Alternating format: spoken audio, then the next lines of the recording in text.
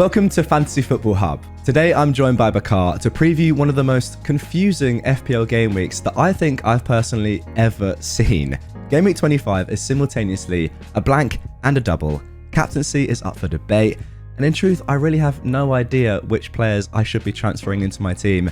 So Bakar, I'm really hoping that you can help FPL managers like me and shed some light onto the situation and the game week. Of course. Hi Jack, thanks for having me on. Hello and welcome to all the listeners and viewers. Yeah, I mean, things are tricky this week now, and chip strategy is going to come into play. Double game week 29 has been announced. We have slightly more information on things that lie ahead.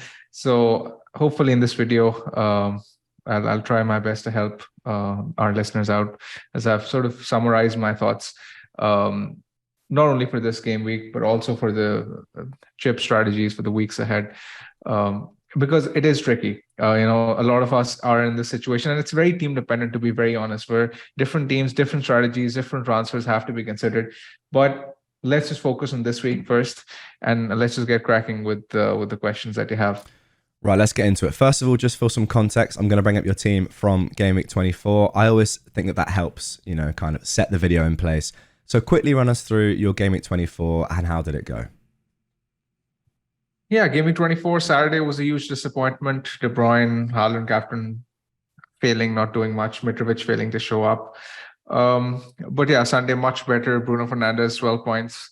They were very crucial to getting me a green arrow this week. And Kane stayed quiet. So yeah, decent game week overall, considering the team that I had. And hopefully I'll be better set up for the weeks to come. Yeah, okay. So then, let's get straight into it. There's so much to cover, as we were just talking about off camera. The first question that I want to ask you is about Liverpool, because I feel like Liverpool are the team that a lot of us don't have players from right now. And we're thinking, how many to get, which ones to get. So from your point of view, who would be the three best Liverpool players to get this week and why? I think I'd go with Salah, Trent, and Nunes. Salah purely by default because the other Liverpool attackers are not as nailed in terms of security of starts for expected minutes. While Salah, you'd expect him to start both games, especially considering that Liverpool have had there's a decent turnaround. They played on Tuesday, and now they're going to play late on Saturday, and then they're going to play late on Wednesday. So that's a decent turnaround. That's not bad. I do think Salah should start both games, while the other attackers are slightly at risk of rotation, with the Firmino and Jota coming back. Even Diaz was in training, I think. So there is a slight chance that, the likes of Gakpo in particular could get rested. With Salah, you're safe. He's one of the best captaincy options this week, if not the best. The second option I think I would go for is Trent. And again, it's not because I have huge faith in the Liverpool defense. In fact, I have little confidence in them keeping clean sheets, but it does help that they're up against three very poor and blunt attacks. In the next 3 game weeks, they're facing the likes of Palace, Wolves, Bournemouth, and all those 3 teams are in the bottom 4 for minutes per XG since the restart. They're not creating chances themselves. It's hard for me to advocate buying Trent this week, sitting here after Liverpool have just conceded 5 to Real Madrid. But it's important to note that, they won't be facing Real Madrid in the Premier League. And truth be told, there are very few defensive alternatives this week. When you look at defenders, Trippier is blanking, Shaw is blanking. Arsenal are the only team that appeal, but again, this is one of those weeks where Arsenal's attackers are actually better than the defenders because of the fixtures they have. So where else do you go when it comes to the double game weekers? You'd probably look at Trent just because of his attacking threat as well. He does have a high ceiling. Even if Liverpool keep 1 clean sheet out of the 3 fixtures that I've mentioned, and he gets some attacking returns, there's 12 points to be had right there. So exactly. Yes, I do think it's just worth taking the punt. Because of the upside that he has. And his numbers in recent times have been good as well. He's second for big chances created post the restart among defenders after Trippier. And that's as many as he managed in the first 16 game weeks combined. So yeah, his numbers are actually looking much better. It's just that he's been sort of going under the radar because, Salah and Nunes have been missing chances right, left, and center. The third option I would go with is Darwin Núñez. As I said, I slightly prefer him to Gakpo because I think he's slightly safer for X minutes. And yeah, I prefer him over Robertson because I wouldn't want to double up on the Liverpool defense. It's not ideal. I mean, unless I'm forced into it. But yes, I mean, these are the three of my choice. Okay, so what if you couldn't get to Trent, but you had enough for Robertson? So it's between Robertson or Darwin. Who would you go for then, just out of those two? Robertson or Darwin? I would go with Darwin. The thing with Darwin is that he allows for an easy move to the likes of João Felix next week or Watkins. I mean, Felix in particular, he has Leeds, Leicester, and then a double game week in game week 29 as was announced, and he plays this week and also plays in game week 28. And if not Felix, then there's Tony as well to come. Yeah. I mean, you can go to Tony. So Darwin serves as a very sort of a nice placeholder for these guys. So we've got to take this into account as well. So I prefer him over the defensive options for that reason too. It's just such a challenging one, in my opinion, this week, trying to gauge where Liverpool are at. As you say, you're obviously right. They're not going to play Real Madrid every week. But then also we've seen them concede 3 goals at the hands of Brighton, Brentford, and who are good attacking teams, fair enough. But Wolves, they're scoring goals against them. So it's just one of those. Yes. Do we take the Everton result? Do we take those other terrible results to try and gauge their back line? And speaking of Liverpool as a whole, we've said they're the top 3 Liverpool players, in your opinion, to target. But how many Liverpool players should we actually be looking to get? Is it overkill to get 3? Or is 1 enough? Is 2 enough? What do you think? I don't think it's overkill to get 3, simply because. Wow, really? Yes, I don't think it's overkill because you look at their fixtures this week. I mean, they are the team to target this week. I mean, let's face it, as I said, Newcastle, Man United are blanking, and the only other team is Arsenal, and most of us have, tripled up on Arsenal already. Where else do you look for? I mean, you go to Liverpool, and the way I look at it is that if you're getting 3 Liverpool this week, it not only gives you a chance to maximize this week, but it also gives you a shot at their game week 27 fixture versus Bournemouth. I know that fixture is 3 days before the UCL game, but it also comes after a week's rest. So I don't think Liverpool's players will be rested in the game against Bournemouth. Yes, they might be taken off early, but they will start. And there's also the fact that, it also gives you the opportunity to take the off chance of getting 3 players at home to Fulham in game week 28 if their fixture is to go ahead. So I just think with the way things have fallen, going for triple Liverpool makes more sense because it gives you more of an opportunity to maximize the game weeks to come. Let's say if Liverpool blank in 28, then it makes complete sense because a lot of us don't have Brighton players, Brentford players for game week 27. We can load up on them and set ourselves up for 27 and 29 because we have information for 29, and we will have more information on 28 and 32, the blank game weeks, after game week 25. So we do have this get out of jail card where, let's say, Liverpool and Fulham, a lot of us have Andreas Pereira, Mitrovic as well. If Liverpool Fulham does not happen, it makes game week 28 very difficult. But at the same time, you have a free hit to get out of it, right? So, I mean, I just think it's worth taking that chance, right? Because that game, Fulham versus Leeds, you'd probably expect Fulham to win, but it's not exactly a gaming fixture. So for us right now, to, let's say, predict what is going to happen is difficult. So we should just look at what is in front of us and try to maximize the gains that can be made. Just briefly on that, the announcement of double game week 29, does that kind of strengthen what you've just said there in terms of if needs be and Fulham do beat Leeds and then that game against Liverpool is off? Does that mean that, because we have those players that double in 27 and then 29, does that strengthen that sort of plan and enabling the free hit if we have to?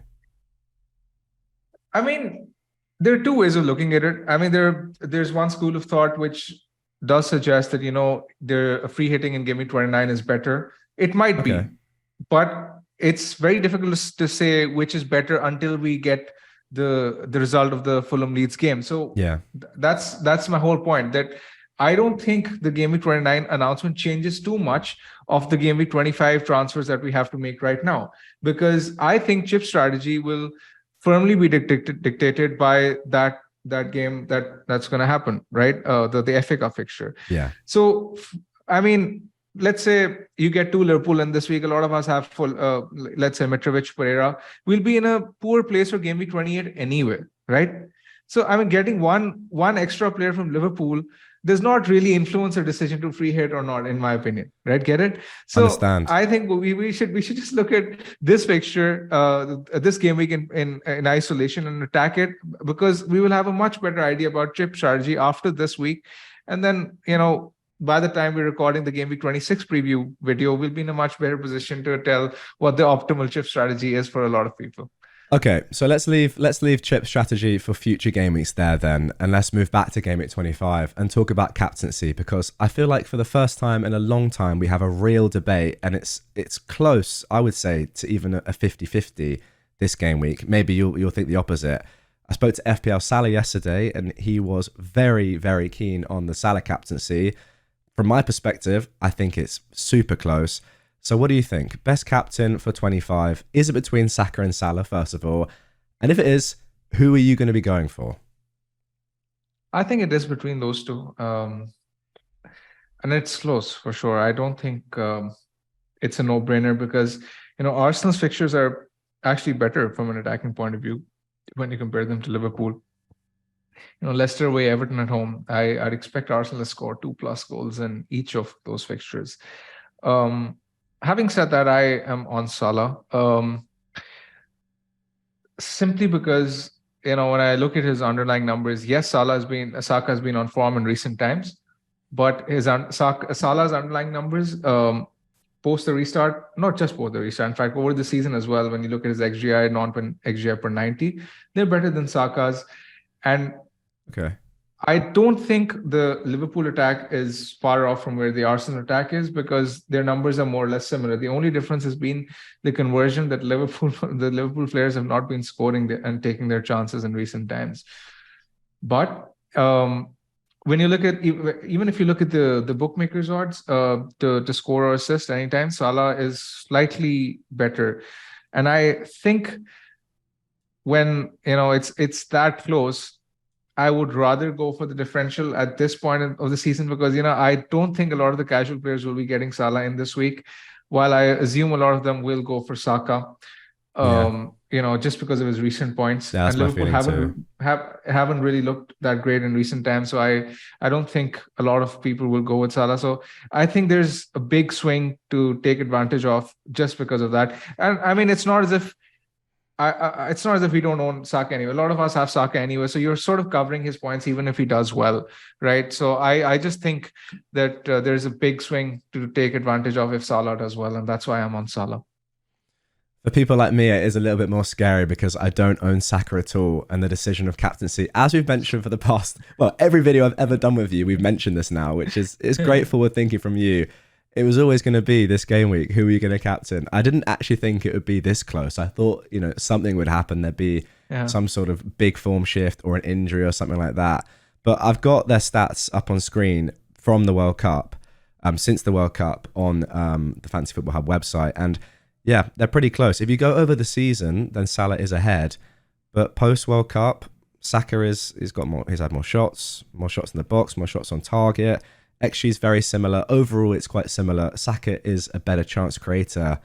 But yeah, it's going to be a very close one for sure. One thing, triple captainship. If you were to still have it at this stage in the season, would this be the week to go with either Salah or Saka and just get it done? Yes, for sure.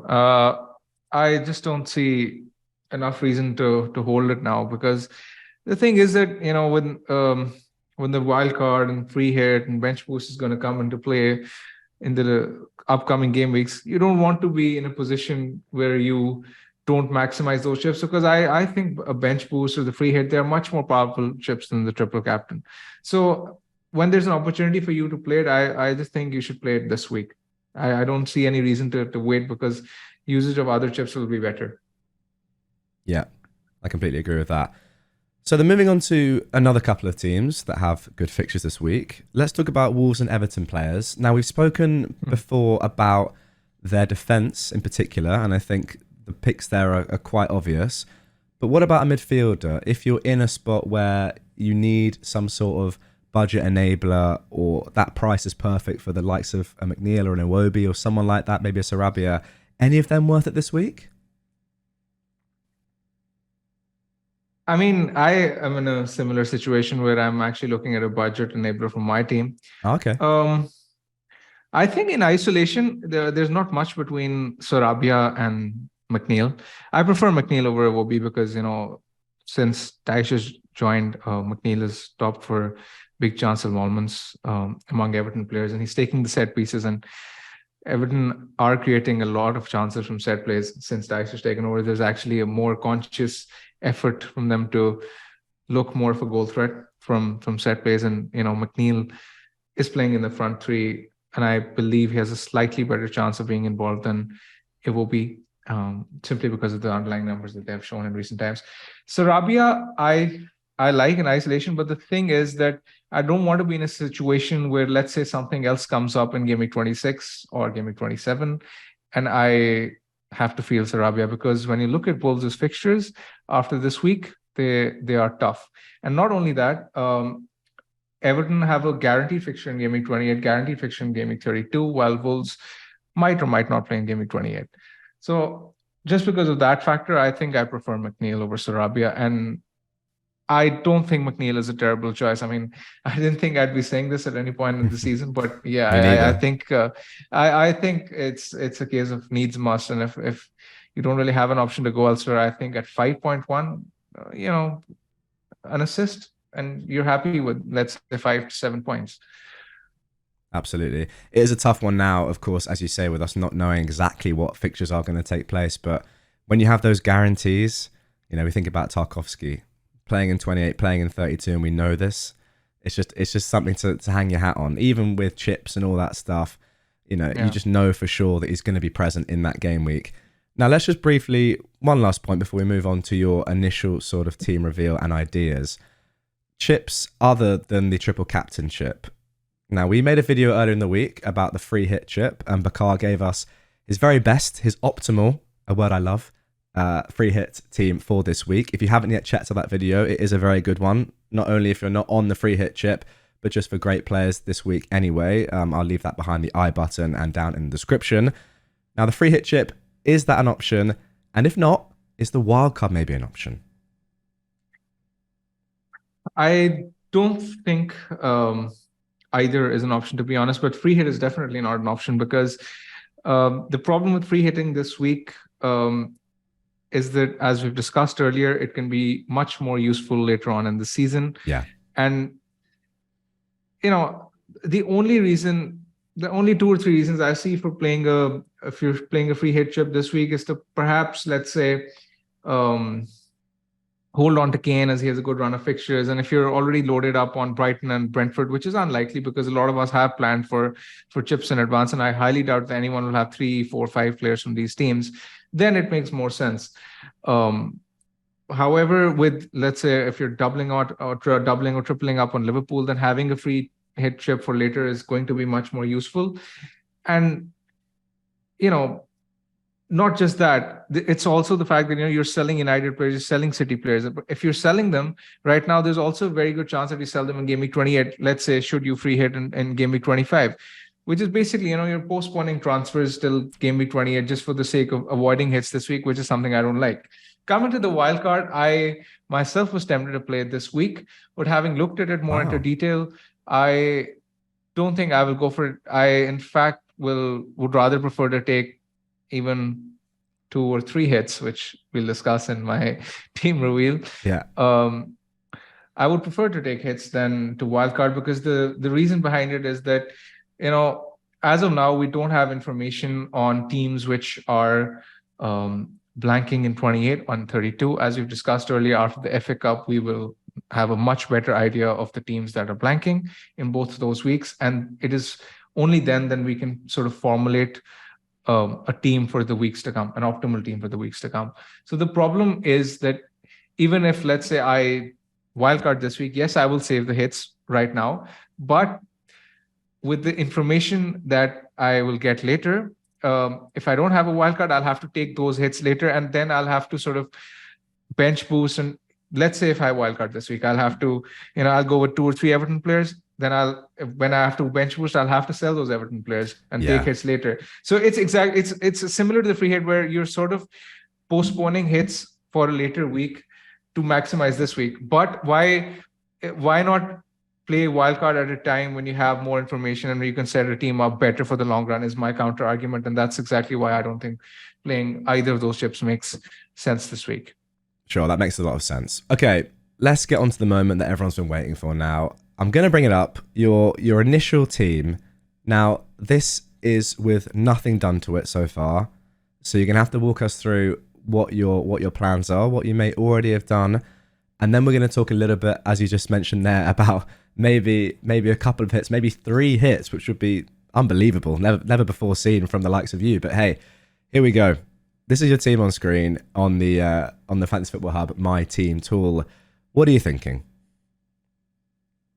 I've already made a transfer. I've sold De Bruyne for Salah. I did it last night. De Bruyne is gone because last night it was looking as if De Bruyne will fall in price, Salah will rise in price.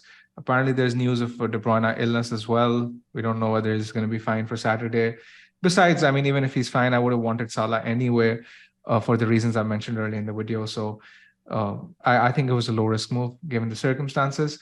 I still have 1 free transfer and 0.4 million in the bank. Now, a lot of what I do is dependent on news on Mitrovic and Laporte, actually. Yes. Mitrovic is in my team. So, obviously, if Mitrovic is fine, I might look for alternate plans. But let's say the Laporte news is very important as well because it decides what I do with Ake. If Laporte is fine, then I'll sell Ake. If Laporte isn't fine, then I'll keep Ake because it will be there will be a much higher chance of him playing against Bournemouth. As of now, the moves I'm looking at are potentially selling Bruno for McNeil. We've discussed the reasons for that earlier. Okay. And potentially upgrading Mitrovic to Nunes because Nunes, as I said, is the second Liverpool attacker that I want. And he will allow me an easy move to, let's say, Tony later or Felix later. I don't want him for the long term, but for this week, even 120 minutes is fine. I don't mind. 120 minutes, he can easily get 2 attacking turns. Shaw to Trent, Fernandes to McNeil, and perhaps Mitrovic to Nunes. These are 3 moves, so that would be -8 because Salah to KDB is done. And on top of that, if need be, I will sell Ake for Tarkowski. Now, I'm not sure whether I'm going to do that. That depends on Laporte news, right? Yeah. I've got to say that if I'm making these transfers on the fly. Let me just quickly do Ake to Tarkowski, and the points are going up. The predicted points are going up. It's looking very good. But as you say, you're incurring a lot of guaranteed points that's there. It is I don't mind. Yeah, I mean, Jack, the way I look at it, I look at each hit in isolation. I don't mind if it's -8, -12, because every transfer is -4. So, we can go through them one by one. Salah to De Bruyne to Salah, fair enough. It's a move for free, which is done. Second move, Fernandes to McNeil, which is going to be, a budget enabler move for funding purposes. And, Bruno is blanking. For McNeil will hopefully play twice. So that break evens straight away, right? Mitrovic to Nunes, let's say Mitrovic is out. Nunes will hopefully play twice. That's another move there, which is guaranteeing me, at least, let's say break even, because the way I look at it, it's not exactly a 4-point hit at all because I'm selling a blanket for a double game week, right? That's not often usually the case. So there's a much more reason to take hits this week. Similarly, for if I sell Ake, if I don't think he's going to play, Ake to Tarkowski is going to be similar. Right? That is a very good point that I hadn't actually really considered because it's such a strange game week. Exactly. Shaw to Trent, Shaw blanking, Trent doubling. So again, that's 4 points right away, break even. So right. These transfers are safe to make. That.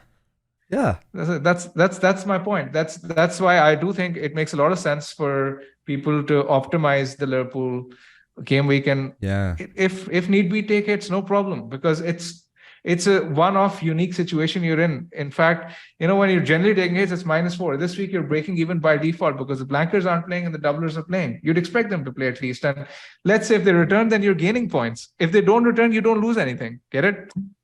That is the beauty of this game week, which I hadn't really fully considered, because even with the likes of Darwin, who may not start both games, I think people would probably predict him to maybe start both, come off, early-ish in both. But even if he just started one and then got subbed on the other and got no attacking returns, which is, I don't know, I don't really see that happening. I see him getting one. That's 3 points. That's the floor. Yeah. Because of the fact that it's a blank and also a double. So as you say, you're replacing someone that's going to get 0 with someone that is going to play twice, which I hadn't really considered, but there you go. That is why we have to get you on, Bakar, for moments like that. Yeah, I mean, I hope that, these things come to plan. I hope I'm not forced into the Ake hit. I'm actually hoping that he can play because the fixture against Bournemouth is nice. But yeah, I'm fairly comfortable if I have to take the -8. I mean, those are transfers I really like. Well, for complete transparency, as we've mentioned in previous videos, I have 14 of the same 15 players as you. And I also independently made that transfer last night because of potential price rises. And I agreed with you. I couldn't see any reason, even going early, which I hate doing normally, and I don't normally do, and my team value suffers every season because of it. I couldn't see any way that I wasn't going to get Salah in for De Bruyne, so I thought that was okay to do. And yeah, looking at all these transfers now, as you say, the hits in isolation with the points coming back in, even for the likes of McNeil, it is definitely tempting. So overall then, on hits, you're pretty much saying that in this game week in particular, it's okay to take kind of 2-3 hits when normally that would be frowned upon and probably not advised. Yes, exactly, because it's a one-off situation. Yeah. I don't recall a situation like this in FPL where, there's been a blank game week and a double game week at the same time. No. I can't think. Maybe pre-COVID there might have been one in a 2018 season, but I really can't remember. Okay then, so we've talked about Mitrovic in your team. We've talked about Ake as well, and yes, I have Ake and completely agree. It massively depends on Laporte for me. I feel like Lewis now has been dropped. He just hasn't played in a while, and I think there is a chance. There is a chance that Lewis can play with Walker, but they're playing the back three though. If Laporte is out, I would take my chances with Ake playing as a left-footed defender. I think he has to play on that left side now. Yeah. So then, you said as well about selling Shaw for Trent over Trippier. Can you explain that decision? Yes. The main reason is that let's say Liverpool have a fixture in Game Week 28. If that is the case, then I might not use a chip in Game Week 27.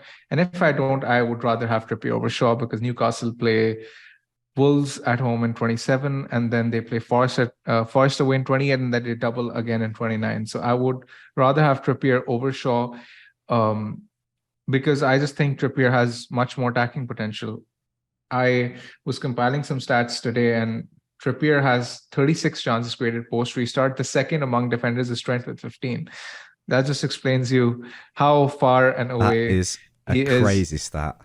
He is incredible. I mean, he's on another level. When you look at big chances created, he has 11. The second is Trent on 7 for defenders, and the third is Robertson with 3. So I mean, he's by far the best attacking defender this season. So there's no chance I'm going without him from Game Week 27 onwards. That's why I would rather sell Shaw than Trippier. Okay. And what I love about that stat as well is that it matches up so clearly with actually watching the games. He creates so many chances that you can just see. You watch the game for 5 minutes, he'll put a corner in that will Shaw, Burn will get on the end of easily. He'll just cross from open play and it'll be a chance. Everything comes through him. He is their most creative player. And the fact that he has more than double the second best defender for chances created is incredible. And Shaw on that list, did you mention him there? His big chances created are 2 actually, and his chances created are 8 as compared to Trippier's 36. So yeah, and that explains it. Trippier's big chances created are 11, Shaw's are 2. So I mean, it's not really a comparison. So not just the fixtures, just the fact that they are just in completely different categories there. Fair enough. Okay. Exactly. Well, that makes it quite easy, to be fair. A decision that I thought may have been a challenging one, according to the stats, and just the fact that Trippier is on absolute fire in that team. Yeah, maybe quite a simple one. Then the final one from your team, Bakar, just looking at it now, Nketiah. He has been Yeah. unlucky, unfortunate. What do you think? It's a really tough one, isn't it? It'll be fun owning Darwin Nunes and Nketiah together in this double game week, won't it? Wow. Imagine It'll their be fun XG watching. underperformance if they were Yeah. playing in the same team. That would be Yeah, incredible. I might be sitting here bald next time, tearing my hair out after game week 25. I mean, who knows? But I mean, since the restart, no player has underperformed more on his XGI than Nketiah, and he's just getting into promising positions. He's been unlucky in recent times, and I mean, there is obviously this reason that he's been slightly short of confidence as well, because it doesn't help when you sort of miss big chance after the another. I think once one goes in, he'll be in a much better place, and I'm in no rush to get rid of him. I still think the points will come, but hopefully they come soon now, because you never know when Gabriel Jesus will be back. Well, that was what I was going to ask you, because the fixtures are still there, but for how much longer? I mean, I guess it just really depends on Jesus, and we don't necessarily know. Do you have any information on when Jesus might possibly be back? I still don't think he'll be back, let's say another month or so, because Right. Arteta tends to be very cautious with his players, and especially from an FPL point of view, when you look at their fixtures, they're coming thick and fast. So, I mean, in this kind of schedule, there's no way he rushes him back in. Yeah, fair enough. From my perspective, he's still playing very well, I would say. He's still playing 90 minutes per game, very rarely gets subbed. And some of the chances, unlike Darwin, where you think, oh, he has to score that. I think Nketiah, quite a few, like that header, it was a great header back across goal, just flicked off the top of the bar. Whereas Darwin is sometimes shanking them wide from pretty easy chances. Nketiah doesn't seem to have that same issue. I think for him, it just purely is very bad luck at the moment, and I think it will change pretty quickly, personally.